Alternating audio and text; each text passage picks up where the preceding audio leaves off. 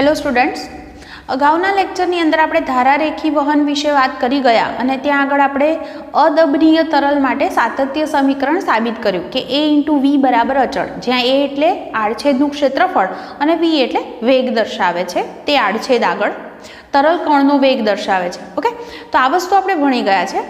આજે આપણે એક બહુ જ ઇમ્પોર્ટન્ટ વસ્તુની વાત કરવાના છે, એ છે બર્નૌલીનો સિદ્ધાંત. જ્યારે આપણે એવી વાત કરીએ કે કોઈક નળી છે, બરાબર, એને આપણે વહન નળી તરીકે પણ ઓળખી શકીએ. તો એવી નળીની અંદર કોઈક તરલ છે એ ગતિ કરે છે અને એવી સ્થિતિમાં એનો આડછેદ બદલાતો હોય, પછી ઊંચાઈ પણ બદલાતી હોય. જેમ તમે અહીંયા આકૃતિની અંદર જોઈ શકો છો કે મેં અહીંયા આગળ વહન નળીનો એક ભાગ આટલો દર્શાવ્યો છે, જેમાં આ ભાગ છે ત્યાં આડછેદનું ક્ષેત્રફળ a1 છે, તો અહીંયા આડછેદનું ક્ષેત્રફળ a2 છે. એનો અર્થ એવો થાય કે અહીંયા આગળ વેગ અલગ હશે, અહીંયા પણ વેગ અલગ હશે, હે ને. અહીંયા આગળ વેગ હું કહું કે v1 છે, તો અહીંયા આગળ વેગ આપણે v2 જેટલો લઈ શકીએ. બીજી વસ્તુ, આ છેડો છે એ અહીંયા આગળથી h1 ઊંચાઈએ છે, તો આ છેડો છે એ કંઈક h2 ઊંચાઈએ મેં દર્શાવ્યો છે. તો બે છેડા વચ્ચે ઊંચાઈનો પણ તફાવત છે. આની અંદર આપણે કોઈક તરલ છે એના વહન વિશે વિચાર અત્યારે કરવાનો છે. તો એની અંદર મારે તમને એ સમજાવવું છે કે બે બિંદુ આગળ દબાણનો તફાવત ઉત્પન્ન થશે. એ દબાણનો તફાવત, પછી ગતિ ઉર્જા અને સ્થિતિ ઉર્જા, આ દરેક સાથે સંકળાયેલું આપણે એક સમીકરણ સાબિત કરી શકીએ, જેને બર્નૌલીના સિદ્ધાંત તરીકે ઓળખવામાં આવે છે. તો આપણે 1 by 1 બધી વસ્તુની વાત કરતા જઈએ છીએ. અહીંયા આગળ ખાસ યાદ રાખજો, હું ફરીથી બોલી જાઉં, અહીંયા આપણે અદબનીય તરલ માટે વાત કરી રહ્યા છીએ. ઓકે, તરલ કેવું છે? અદબનીય તરલ છે. એનો અર્થ એવો થયો કે એની ઘનતા કેવી રહેતી હશે? અચળ રહેતી હશે. તો અહીંયા આગળથી આપણે વાત કરીએ. જુઓ, શરૂઆતમાં દાખલા તરીકે અહીંયા આગળ h1 જેટલી ઊંચાઈએ અહીંયા એક આડછેદ આપણે દર્શાવ્યો છે, એક બિંદુ b છે અને બીજું બિંદુ c દર્શાવ્યું છે. આ જે ભાગ છે એ ખૂબ જ નાનો છે. એનો અર્થ કે આટલા ભાગમાં આડછેદ લગભગ સમાન લખી શકાય, જેને મેં અહીંયા a1 થી દર્શાવ્યો છે. દાખલા તરીકે આની અંદર તરલ વહન પામે છે, તો એ ડેલ્ટા ટી સમયમાં આટલું અંતર કાપશે v1 વેગથી. તો અંતર બરાબર વેગ ગુણ્યા સમય, એટલે b થી c જેટલું અંતર કાપવા માટે એ અંતર છે એને v1 × ડેલ્ટા ટી વડે દર્શાવી શકાય. એવી જ રીતે જ્યારે અહીંયા આગળથી એવું થશે કે એ તરલ અહીંયા આગળ વહન પામશે, તો એને કારણે જ્યારે ડી થી ઈ આટલો જેટલો ભાગ છે એટલા જ સમયમાં ડેલ્ટા ટી સમયમાં જો આટલા ભાગમાંથી એટલું તરલ પસાર થતું હોય, તો આટલા ભાગ ડી થી ઈ સુધીનું અંતર એને પણ હું વેગ ગુણ્યા સમયથી વ્યાખ્યાયિત કરું તો v2 × ડેલ્ટા ટી કહી શકાય. હું ફરીથી બોલું છું કે અહીંયા આગળ આટલો જે નળીનો ભાગ દર્શાવ્યો છે, તો ડેલ્ટા ટી સમયમાં અહીંથી જેટલું અહીંયા આગળથી, ધારો કે આટલો ભાગ અહીંયા આમ ખસે છે પ્રવાહીનો, તો એટલો જ ભાગ અહીંયા પણ આમ ખસતો હશે. એની પછીના ભાગમાં જે તરલ હશે એને કારણે એને ઉર્જા મળે અને એને કારણે એ ભાગ આમ ખસે છે. તો એનો અર્થ એવો થયો કે અહીંયા આગળ બે છેડા વચ્ચે તો ઊંચાઈનો તફાવત છે. તો એનો અર્થ એવો થાય કે આપણે તરલનું વહન કરાવવા માટે કંઈક કાર્ય કરવું પડશે. એક આટલા ભાગ માટે, બીસી ભાગ માટે પણ વાત કરું છું, અને એ જ રીતે ડીઈ ભાગ માટે પણ જે કાર્ય કરવું પડે છે એની આપણે પહેલાં ગણતરી કરીએ. ઓકે, તો હું ફરીથી બોલી જાઉં કે મેં કેટલી વાત કરી અહીંયા આગળ, કે આપણી પાસે એક સ્થાયી અને અદબનીય તરલ છે, જેને આપણે આ વહન નળીની અંદર ભરેલું છે, જેનો એક ભાગ છે બીસી, જે ભાગ છે એની હાઇટ કેટલી છે? h1. તો આ જે ભાગ છે ડીઈ એની હાઇટ છે h2. અહીંયા આડછેદનું ક્ષેત્રફળ a1 છે, અહીંયા આડછેદનું ક્ષેત્રફળ a2 છે. અલગ અલગ ક્ષેત્રફળવાળી નળી છે. બીજું, અહીંયા આગળ દાખલા તરીકે તરલ છે એ v1 વેગથી બીસી જેટલું અંતર કાપે છે ડેલ્ટા ટી સમયમાં, તો અહીંયા આગળ એટલા જ સમયમાં તરલ કેટલું અંતર કાપે છે? ડી થી ઈ જેટલું, અને એ વખતે એનું વેગ શું છે? v2. કેમ વેગ અલગ છે? કારણ કે આડછેદ જુદો છે માટે. ઓકે, તો આટલી આપણે વાત કરી. કહેવાનો અર્થ કંઈક એવો હતો અહીંયા આગળ કે અહીંયા આગળ આપણે જ્યારે તરલ છે એ અહીંથી અહીંયા જવું હોય તો એના માટે એના પર કાર્ય કરવું પડે. તો આપણે અહીંયા આગળ પહેલાં કાર્યની ગણતરી કરશું. કાર્યની વાત કરું ત્યારે કાર્ય બરાબર તમે બધા જ જાણો છો કે બળ ગુણ્યા સ્થાનાંતર થાય. ઓકે, તો હું એ પહેલાં લખી દઉં, એના પરથી તમને ખ્યાલ આવશે સૂત્ર ક્યાંથી બને છે. બળ, હવે બળ જે છે એને વ્યાખ્યાયિત કરવું હોય તો તમને દબાણ વિશે ખબર છે. તમે જાણો છો કે દબાણ એટલે બળ ભાગ્યા ક્ષેત્રફળ. તો બળ બરાબર દબાણ ગુણ્યા ક્ષેત્રફળ થાય. એટલે બળની જગ્યાએ હું દબાણ ગુણ્યા ક્ષેત્રફળ લખી દઈશ. અને સ્થાનાંતર એટલે આટલું સ્થાનાંતર થાય છે, સ્થાનાંતર એટલે વેગ ગુણ્યા સમય લખી શકાય. એટલે કાર્યને આપણે દબાણવાળા પદમાં લખવું હોય તો સૂત્ર આપણું શું થશે? PAV delta T. આ રીતે આપણે એને દર્શાવી શકીએ. હવે બીજું કહું, જુઓ આટલું જે પદ છે AV ડેલ્ટા ટી, આ પદને તમે કઈ રીતે વ્યાખ્યાયિત કરી શકો? તો જુઓ ને, ક્ષેત્રફળ ગુણ્યા ઊંચાઈ. ક્ષેત્રફળ ગુણ્યા ઊંચાઈ થયું, વેગ ગુણ્યા સમય એટલે ઊંચાઈ. તો ક્ષેત્રફળ ગુણ્યા ઊંચાઈ એટલે કદ થયું. ડેલ્ટા ટી સમયમાં ફેરફાર છે એટલે હું એને કદમાં થતો ફેરફાર એટલે P ડેલ્ટા V પણ લખી શકું છું. એટલે અહીંયા આગળ આપણે જે કાર્ય છે એને દબાણના પદમાં વ્યાખ્યાયિત કરવું હોય તો આ છેડા પાસે BC છેડા આગળ જે કાર્ય કરવું પડે એને હું P1 ડેલ્ટા V તરીકે દર્શાવું, તો DE છેડા આગળ જે કાર્ય કરવું પડે એને હું P2 ડેલ્ટા V તરીકે દર્શાવીશ. કેમ ડેલ્ટા V1 ડેલ્ટા V2 નામ નથી આપ્યું? કારણ પહેલાં પણ ક્લિયર કર્યું કે કેવું તરલ છે? અદબનીય તરલ છે. એટલે કદમાં થતો ફેરફાર કેવો હશે? બહુ મોટો ફેરફાર હોતો નથી. એટલે કે આપણે ત્યાં A × V ગુણાકાર યાદ કરો, કેવો રહેશે? અચળ રહેશે. એટલા માટે આ ગુણાકાર કેવો બતાવ્યો છે? સમય તો સમાન હતો જ, A × V ગુણાકાર પણ સમાન છે, માટે ડેલ્ટા V પણ કેવો હશે? સમાન જ હશે. તો અહીંયા આગળ આપણે આ જે કાર્ય છે એ કાર્યને બે રીતે લખી લઈએ. જુઓ, એક તો બંને છેડા આગળ તરલ પર થતું કાર્ય. જુઓ, પહેલું તો હું લખું છું કયા છેડા આગળ? BC આગળ, બરાબર? તો BC છેડા આગળ તરલ પર થતું કાર્ય એને હું W1 થી દર્શાવું તો W1 બરાબર શું સૂત્ર બન્યું? P × delta V.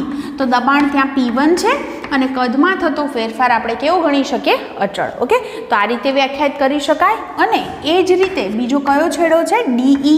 તો DE છેડા આગળ શું થવાનું છે? અહીંયા તરલ વડે કાર્ય થશે, હે ને? તરલ વડે થતું કાર્ય એટલે W2 લખું તો P2 ડેલ્ટા V કહી શકાય. પણ તરલ વડે કાર્ય હોય તો પ્લસ, પણ તરલ પર થતું કાર્ય એટલે વિરુદ્ધ થયું, એટલે મારે ત્યાં માઇનસ નિશાની લખવી પડે, વિરુદ્ધ છે માટે. તો DE છેડા આગળ લખું ફરીથી તરલ પર થતું કાર્ય એટલે હું એને W2 થી દર્શાવું તો શું સૂત્ર થશે? P2 delta V.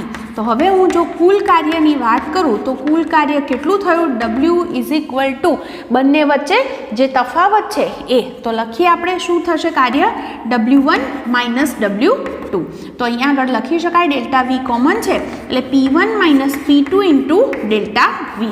એટલે કે આપણું જે તરલ છે એ H1 થી H2 ઊંચાઈએ જાય છે ત્યારે કરવું પડતું કાર્ય છે એને આપણે આ રીતે વ્યાખ્યાયિત કરી શકીએ. ઓકે, તો અહીં સુધી તમને આટલું ક્લિયર થયું હશે આપણે શું વાત કરી ગયા.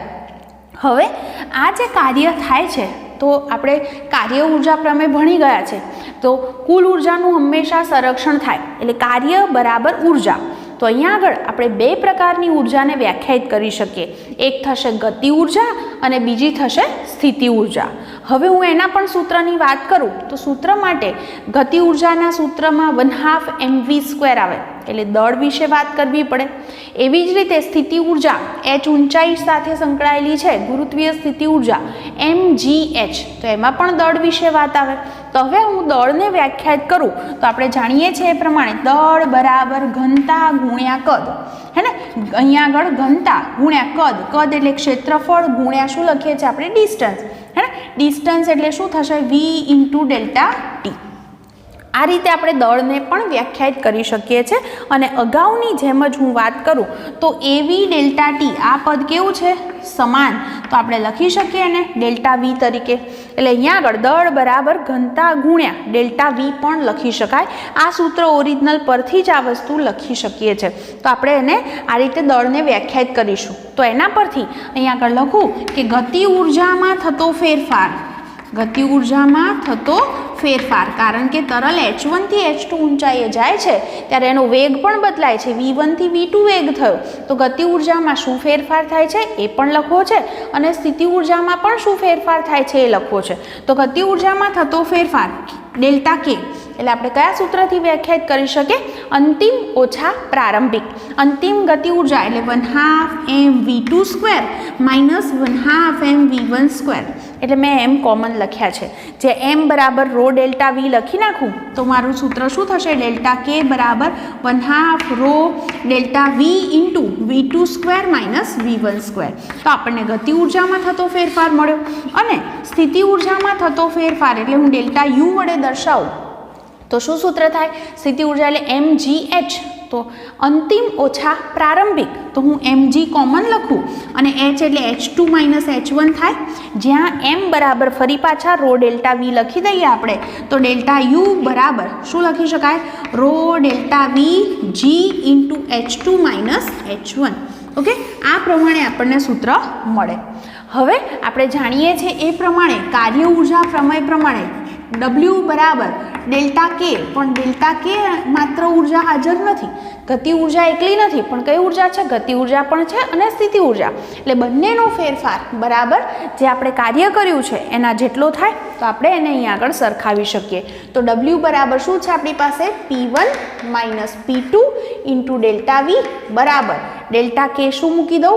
1/2 rho delta V into v2² minus v1² plus delta U એટલે શું લખી શકો છો?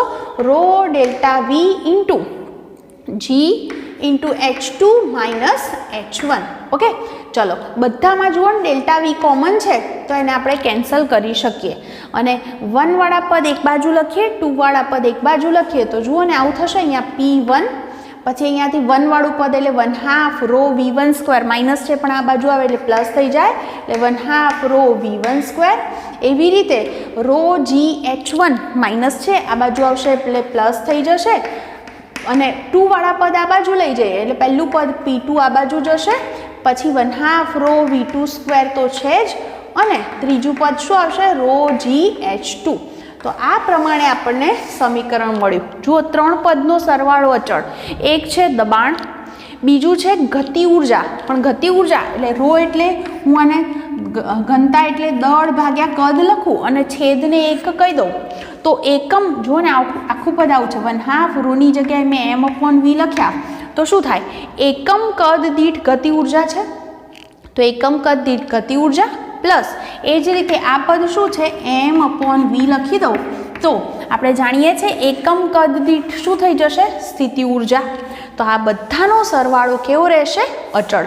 પ્રારંભિક બરાબર અંતિમ એટલે કે 3 પદ થયા P plus 1/2 rho v² plus rho G H બરાબર અચળ, જેને આપણે બર્નૌલીના સિદ્ધાંત તરીકે ઓળખીએ છીએ.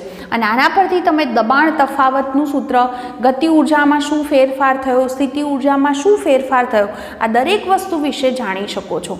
તો આ બર્નૌલીનો સિદ્ધાંત છે અને મેં તમને પહેલાં પણ ક્લિયર કર્યું કે આ કોના માટે સાચો છે? કેવું તરલ હોવું જોઈએ? અદબનીય તરલ, કારણ નહીં તો ઘનતા બદલાઈ જશે. પણ તરલ કેવું લેવું પડે આપણે? અદબનીય, એટલે કદમાં પણ ફેરફાર થતો નથી. એટલે આપણે ડેલ્ટા વી કોમન કેન્સલ પણ કરી શક્યા, નહીં તો જો બદલાતું હોય તો આપણે આ લાગુ પાડી શકીએ નહીં.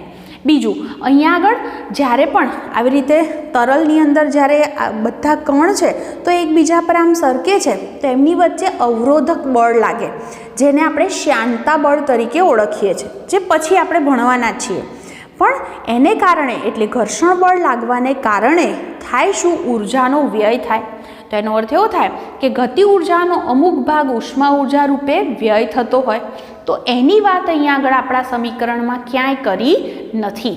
એનો અર્થ એવો થાય કે આ સમીકરણ કોના માટે સાચું છે? વહન, સ્થાયી વહન લીધું છે.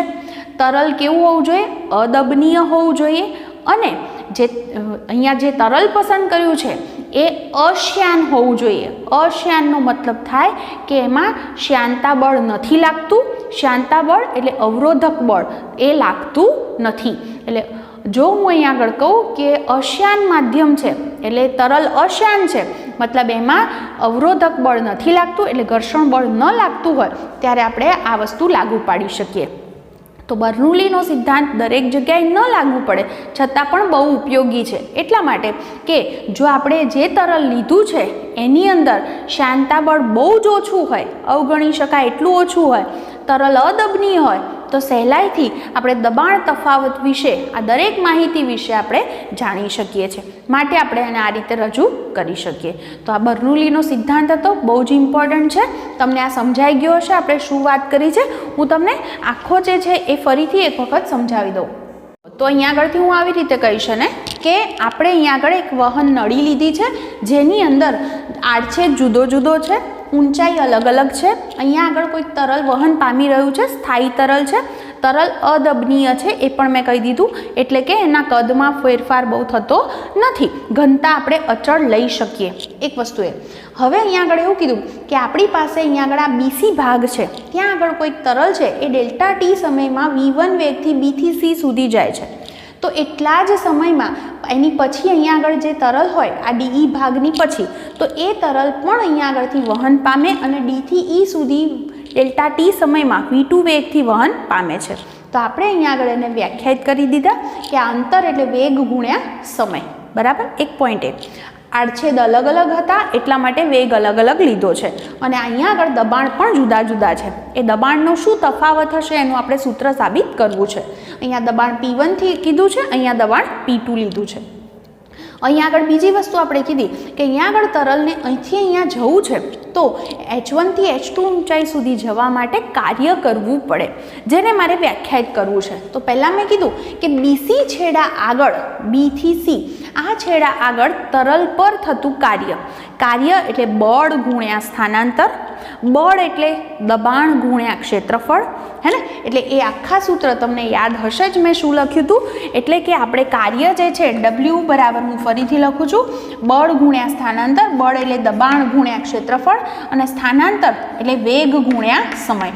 આના પરથી જે છે એ કાર્યનું સૂત્ર PAV ડેલ્ટા ટી થાય, પણ AV ડેલ્ટા ટી એટલે ક્ષેત્રફળ ગુણ્યા ઊંચાઈ એને આપણે કદ તરીકે વ્યાખ્યાયિત કરી શકીએ.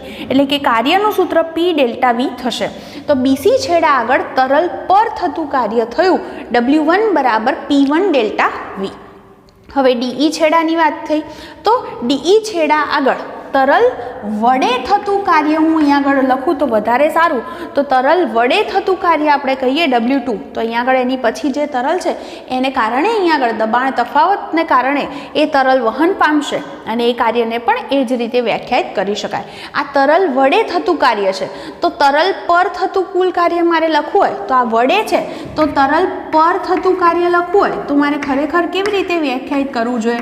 W2 બરાબર માઇનસ લખવું પડે, વિરુદ્ધ છે એટલે. તો માઇનસ P2 ડેલ્ટા V એટલે કુલ એટલે શું થાય? સરવાળો. પણ અહીંયા આગળ આ માઇનસ છે માટે એ માઇનસ લખ્યા છે. તો આ કુલ કાર્ય થયું. હવે એ કાર્યને કારણે જ અહીંયા આગળ શું થતું હોય? કાર્ય ઉર્જા પ્રમેય કહે છે એ પ્રમાણે ગતિ ઉર્જામાં પણ ફેરફાર થાય, સ્થિતિ ઉર્જામાં પણ ફેરફાર થાય, પણ એ ફેરફાર કેવો છે? અચળ, હે ને. તો અહીંયા આગળ એ કાર્ય જે છે એના ભોગે જ આ બધું થશે, ગતિ ઉર્જા અને સ્થિતિ ઉર્જામાં ફેરફાર. એટલે આપણે અહીંયા આગળ ગતિ ઉર્જાનો ફેરફાર અને સ્થિતિ ઉર્જાનો ફેરફાર વ્યાખ્યાયિત કર્યો. ગતિ ઉર્જામાં થતો ફેરફાર એટલે અંતિમ ઓછા પ્રારંભિક. દળને કઈ રીતે વ્યાખ્યાયિત કરી શકીએ? ઘનતા ગુણ્યા કદ વડે ફેરફાર થાય છે ડેલ્ટા ટી સમયમાં, માટે આપણે ડેલ્ટા V થી એને વ્યાખ્યાયિત કર્યું. અને સ્થિતિ ઉર્જા એટલે mgh પરથી પણ આપણે એને વ્યાખ્યાયિત કર્યું, જ્યાં દળને દર વખતે મેં ઘનતા ગુણ્યા કદના પદમાં વ્યાખ્યાયિત કરેલું છે. હવે કુલ ઉર્જાનું સંરક્ષણ થાય અને કાર્ય ઉર્જા પ્રમેય પ્રમાણે W બરાબર delta K plus delta U લખી અને આપણે 1 વાળા પદ એક બાજુ ભેગા કર્યા, એક બાજુ 2 વાળા પદ ભેગા કર્યા, તો આપણને એવું જોવા મળે છે આ 3 પદનો સરવાળો અચળ છે. આ 3 પદ કયા છે? પહેલું પદ છે દબાણ, બીજું પદ શું છે? એકમ કદ દીઠ ગતિ ઉર્જા, ત્રીજું પદ છે એકમ કદ દીઠ સ્થિતિ ઉર્જા. એમનો સરવાળો હંમેશા કેવો રહે છે? અચળ. આ જે સમીકરણ છે એને આપણે બર્નૌલીના સિદ્ધાંત તરીકે ઓળખીએ છીએ. અને અહીંયા આગળ હું ફરીથી બોલું કે અહીંયા આગળ જે ઘર્ષણ બળ લાગે છે, તરલ જ્યારે વહન પામે ત્યારે કણો એકબીજા પર સરકે છે, તો એ સ્તર એકબીજા પર સરકે છે ત્યારે એમની વચ્ચે જે ઘર્ષણ બળ લાગે છે, જેને આપણે અવરોધક બળ, શ્યાનતા બળ તરીકે ઓળખીએ છીએ, એને આપણે અહીંયા અવગણ્યું છે. જો એને અહીંયા આગળ ધ્યાનમાં નથી લીધું, નહીં તો શું થાય? જો એવું બળ, અવરોધક બળ લાગતું હોય તો ગતિ ઉર્જાનો અમુક ભાગ ઉષ્મા ઉર્જા રૂપે વેડફાઈ જાય. એને આપણે અહીંયા ગણતરીમાં નથી લીધું, એટલે કે એનો અર્થ એવો થાય કે આ સમીકરણ કેવા માટે સાચું છે? અશ્યાન, અદબનીય હોય અને અશ્યાન હોય એવા માધ્યમ માટે સાચું છે, હે ને. અને વહન પાછું કેવું હોવું જોઈએ? સ્થાયી. તો એના માટે આ સાચું છે એવું કહી શકાય. પણ અહીંયા આગળ આપણે જો આ સમીકરણ લાગુ પાડવું હોય તો એવું પણ બોલી શકીએ કે જેમાં ખૂબ જ ઓછું અવરોધક બળ લાગતું હોય એવા માધ્યમને પણ આપણે આ લાગુ પાડી શકીએ છીએ અને આ બહુ જ ઉપયોગી છે. આનો ઉપયોગ કરી અને ટોરિસેલી નામનો વૈજ્ઞાનિક છે એણે આપણને એક નિયમ આપ્યો છે જે હવે હું તમને સમજાવું. દાખલા તરીકે એક પાણીની ટાંકી છે જેનો ઉપરનો ભાગ જે છે એ તમે ખુલ્લો વિચારી શકો અને બંધ પણ વિચારી શકો. બે કન્ડિશન માટે આપણે વાત કરીશું. અને એની અંદર કોઈ એક કાણું રાખ્યું હોય અથવા તો આપણે નળ ભરાવી દઈએ તો એની અંદરથી જે તરલ બહાર આવે છે એનો વેગ તમે આ સમીકરણનો ઉપયોગ કરી અને સાબિત કરી શકો છો. તો હવે આપણે જે વાત કરવા જઈ રહ્યા છે એ છે ટોરિસેલીનો નિયમ. ઓકે,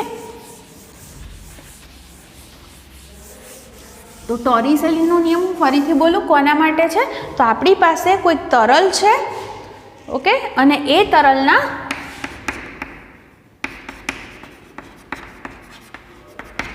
જુઓ તમે એને આ રીતે વિચારી શકો કે દાખલા તરીકે મારી પાસે અહીંયા આગળ આવી એક ટાંકી છે.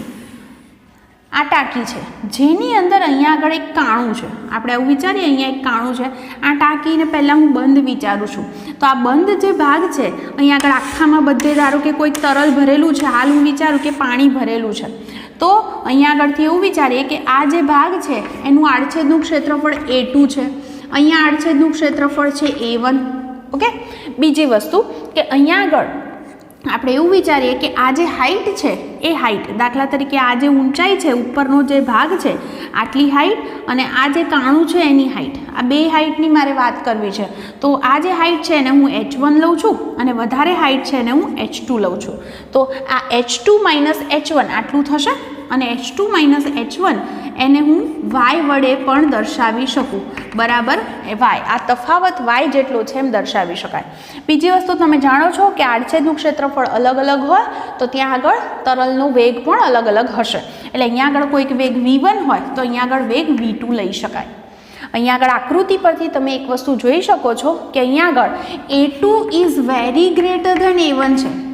ટાંકી લીધી છે પાણી તો એનો ઉપરનો જે ભાગ છે એનું આડછેદ બહુ જ મોટો હોય કોની કમ્પેરમાં? અહીંયા જે કાણું રાખ્યું છે એની કમ્પેરમાં. તો એનો અર્થ એવો થાય જ્યાં આડછેદ મોટો ત્યાં વેગ નાનો. એટલે કે આપણે એવું કહી શકીએ અહીંયા આગળ વેગ v2 છે એ એપ્રોક્સિમેટલી આપણે કેવો લખી શકીએ? 0 લખી શકીએ. તો હવે આપણી પાસે જે બર્નોલીનો સિદ્ધાંત છે એને પણ હું અહીંયા આગળ એપ્લાય કરી શકું છું. તો અહીંયા આગળ આપણે લખી શકીએ, જુઓ આવી રીતે વિચારી શકાય કે સમીકરણ શું હતું? P1 + ρgh1 + 1/2 ρv1² બરાબર અહીંયા શું હતું? P2 + ρgh2 + 1/2 ρv2². જ્યાં v2 0 છે એટલે આ પદ તો 0 જ થઈ જશે. ઓકે, અહીંયા આગળથી જો હું P2 ને અહીંયા લઈ આવું તો P1 - P2 બરાબર શું લખી શકાય? ρg કોમન છે અને અહીંયા આગળ H2 - H1 થશે. H2 - H1 જે ઊંચાઈ છે એને સપોઝ હું અહીંયા આગળ y વડે દર્શાવું છું અને 1 વાળું પદ અહીંયા છે એને મારે સૂત્રનો કરતા કરવો છે.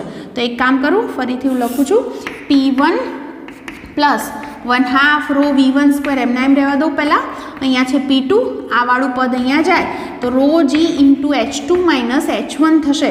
જ્યાં H2 - H1 ને આપણે y લખી શકીએ તો હું એને જો y લખી દઉં અને આ પદ એમનું એમ રહેવા દઉં v1² બરાબર આ P1 આ બાજુ જાય તો P2 - P1 + ρgy આવું લખી શકાય. હવે આમાંથી મારે v1 ને સૂત્રનો કરતા કરવો છે. હું અહીંયા કહી દઉં, જુઓ આ બિંદુ આગળ દબાણ છે એ આપણે P1 કહીએ તો P1 બરાબર અહીંયા આગળ વાતાવરણનું દબાણ હોય એટલે હું એને PA લખી શકું. તો અહીંયા આગળ જે દબાણ છે P2 એને P2 બરાબર હું P વડે દર્શાવું છું. તો હવે આ સમીકરણ શું લખી શકાય? v1² ને સૂત્રનો કરતા કરો તો 2 ગુણાકારમાં જાય, રો ક્યાં આવે? છેદમાં. ઓકે, અને અહીંયા આગળથી આ પદ શું થશે? P2 બરાબર મેં P ધાર્યા છે, P1 બરાબર PA ધાર્યા છે. ઓકે, પ્લસ અહીંયા શું છે? ρgy. આ રીતે સમીકરણ લખી શકાય. તો હું v1 ને સૂત્રનો કરતા કરું તો અહીંયા આગળ કયું પદ આવશે? વર્ગમૂળ આવી જશે. 2/ρ ને તમે અંદર પણ ગુણી શકો છો. ઓકે, તો હવેથી આ જે સમીકરણ મળ્યું એ જે કાણામાંથી બહાર નીકળતું જે તરલ છે એના વેગનું સમીકરણ છે એ દર્શાવે છે.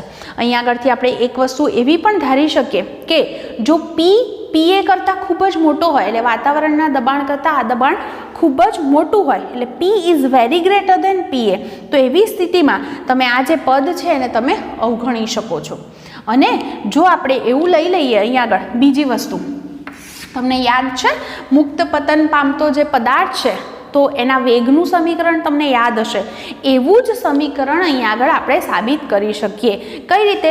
દાખલા તરીકે હું જો એમ કહું કે અહીંયા આગળ જે દબાણ છે આપણે અહીંયા P1 બરાબર PA ધાર્યા છે, P2 બરાબર P ધાર્યા છે આપણા આ સમીકરણની અંદર, એની જગ્યાએ જો હું એમ કહું કે ટાંકી ખુલ્લી છે એનો અર્થ એવો થાય કે અહીંયા જો ખુલ્લી હોય ટાંકી તો આ જે દબાણ છે અહીંયા P2 એ વાતાવરણના દબાણ જેટલું થઈ જશે. તો અહીંયા આગળ લખી દઈએ, જો ટાંકી ખુલ્લી હોય તો P2 એટલે કે P બરાબર શું થઈ જશે? PA થાય. તો વાતાવરણના દબાણ જેટલું જ દબાણ થઈ જશે કારણ કે ખુલ્લો ભાગ છે વાતાવરણના સંપર્કમાં છે માટે. તો એનો અર્થ એવો થાય કે P બરાબર PA થાય તો આ પદ જતું રહે. તો જુઓ ને શું વધે? V1 બરાબર અંડરરૂટ શું વધ્યું? 2/ρ ઇન્ટુ ρ હતા, રો અને રો કેન્સલ. તો એનો અર્થ એવો થાય કે આપણી પાસે શું સૂત્ર વધ્યું? √2gy અથવા 2gh પણ લખી શક્યા હોત આપણે. તો અહીંયા આગળ આપણને આવું જે સમીકરણ મળે છે એ તમને યાદ હશે કે મુક્ત પતન પામતો પદાર્થ હોય તો એના વેગનું સમીકરણ પણ આવું જ હોય છે. તો આવો જે નિયમ છે એને ટોરિસેલીના નિયમ તરીકે ઓળખવામાં આવે છે. તો અહીંયા આગળ બે વસ્તુની વાત આવી કે ટાંકી બંધ હતી ત્યારે સમીકરણ અને ટાંકી ખુલ્લી છે ત્યારનું સમીકરણ. તો એ બંને સ્થિતિની અંદર તમે આને આ રીતે વ્યાખ્યાયિત કરી શકો. તમે 2/ρ છે એને અંદર ગુણીને પણ લખો તો અહીંયાથી આ પદમાં ρ અને ρ કેન્સલ થાય તો અંદર 2gy અથવા 2gh થશે અને બીજું પદ આ થશે. તો આ રીતે આપણે એના આમાંથી કાણામાંથી બહાર નીકળતું જે તરલ છે એના વેગ વિશે જાણી શકીએ છીએ. તો આજે બહુ જ ઇમ્પોર્ટન્ટ વસ્તુ ભણ્યા છે, બર્નોલીનો સિદ્ધાંત અને ટોરિસેલીનો નિયમ બંને બહુ સરસ રીતે વાંચી લેજો અને એને લખી અને તૈયાર કરી લેજો.